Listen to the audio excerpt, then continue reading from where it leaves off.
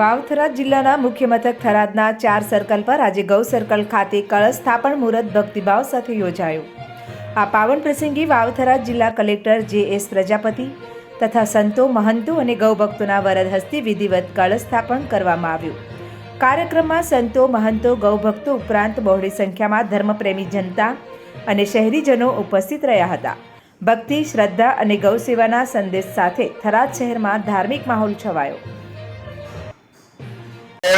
ચાર રસ્તાના વચ્ચેનો જે ભાગ છે એની અંદર સમગ્ર થરાદ તાલુકાના ગૌ ભક્તો, સંતો મહંતો અને તમામ પ્રજાજનોનો આગ્રહ હતો કે અહીં ગૌ માતાનો સ્મારક બને, ગૌ માતાનો વાંચવા સાથેનું।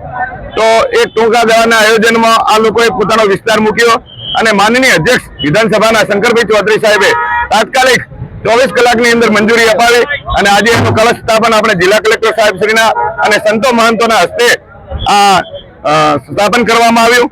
અને આજે સમગ્ર ગૌ પ્રેમીઓ, સમગ્ર થરાદ તાલુકાના ગૌ પ્રેમીઓમાં આનંદ છે કે હિન્દુ રાષ્ટ્રની જેમાં 33 કરોડ દેવતાઓનો વાસ છે એવી ગૌ માતા અને વાછરા સાથેનું સ્મારક સદા થરાદના 4 રસ્તાના સર્કલ ઉપર રહેશે અને શંકરભાઈ ચૌધરી સાહેબનું પણ આ ઇતિહાસની અંદર નામ રહેશે કે આવો હિન્દુ રાષ્ટ્ર માટે આવું એક સ્મારક બનાવવા માટે તાત્કાલિક મંજૂરી અપાવી અને જિલ્લા કલેક્ટર સાહેબશ્રીએ જ્યારે આનું ઉદ્ઘાટન કર્યું ત્યારે સમગ્ર ગૌ પ્રેમીમાં ખૂબ આનંદ છે। અમારી સાથે ગૌ સેવામાં સાથે કામ કરેલા અમારી સાથે મિત્રો વાલજીભાઈ